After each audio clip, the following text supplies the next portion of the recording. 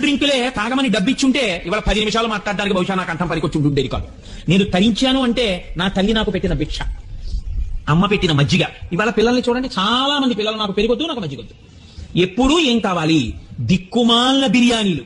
అమ్మలు అలాగే ఉండి పెడతారు, లోపల దాహం పెంచేసేటటువంటి పదార్థాలు, రజోగుణ భూయిష్టమైన పదార్థాలు, తమోగుణ భూయిష్టమైన పదార్థాలు, సత్వగుణ ప్రధానమైన ఆహారమే కొరబడిపోతుంది. నేను ఈ మధ్యకాలంలో ఓ చదువుకుంటున్న పిల్లతో ఒక మాట అన్నాను. అమ్మా, మేము బ్యాంకుకి వెళితే ఎప్పుడైనా విత్డ్రాయల్ ఫామ్ రాసుకోవాల్సి వస్తే ఆ విత్డ్రాయల్ ఫామ్ నింపుకోవడం రాని వాళ్ళు మా దగ్గరికి వచ్చి, అయ్యా ఒక 500 రూపాయలకి విత్డ్రాయల్ ఫామ్ రాసి పెట్టండి అని అడిగేవారు. అడుగుతుంటే ఇప్పటికీ ఎవరికైనా విత్డ్రాయల్ ఫామ్ రాసి పెడుతుంటాం.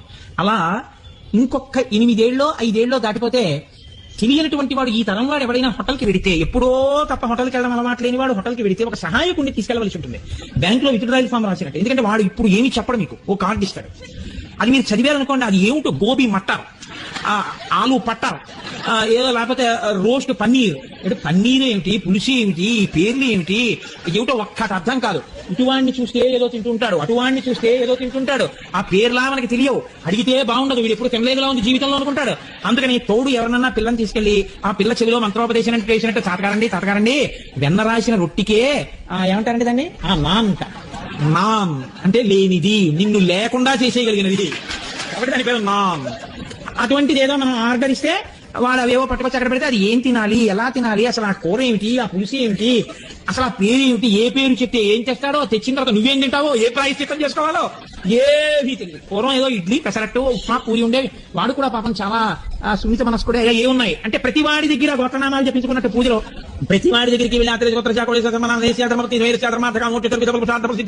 అని ఆయన పాపం ప్రతి టేబుల్ దగ్గరికి వచ్చి ఏదో ఇడ్లీ, వడ, పూరి, సాంబార్ ఆయన చదివాడు. అందులో వాడు పక్కవాడిని అడిగి సంప్రదించి ఏదో పెద్ద యజ్ఞం చేసినట్టు ఇది తెమ్మంటే వాడు తెస్తే తినేవాళ్ళం. ఇప్పుడు వాడు చెప్పడయ్యా, వాడు దక్షిణామూర్తి అట్టబారేస్తాడంతే. అది మీరు చదువుకోవాలి, చదువుకుంటే అర్థం అవ్వద్దు. అది లలితా సహస్ర భాష్యం కన్నా కఠినంగా ఉంటుంది. అది ఎవరికి తెలుస్తుంది? అది రోజు వెళ్ళేవాడిని ఎవరినో వాడిని తీసుకుని వెళ్ళాలి, వాడిని అడగాలయా ఇదేమిటి. మీరు కానీ ఒకవేళ అక్కడ పరిశేచనం చేయడం, చెప్పులు ఇప్పడం ఇలాంటివి చేశారనుకోండి, మీరు మళ్ళీ వెర్రేడి కింద చూస్తారు అక్కడ అందరూ. కాబట్టి మీరు కూడా బూట్లు అవి వేసుకుని మీ చేత్తో మీరు తినకూడదు. ఏదో పులి పంజాలంటివి కొన్ని ఉంటాయి, దాంతో ఇలా పట్టుకుని ఇంకో దాన్ని పొడిచి పీకి మీరు తింటే మీరు చాలా సంస్కృతి ఉన్నారు. మీరు అలా చేయలేకపోయారనుకోండి, మీరు సంస్కృతి విహీనులు.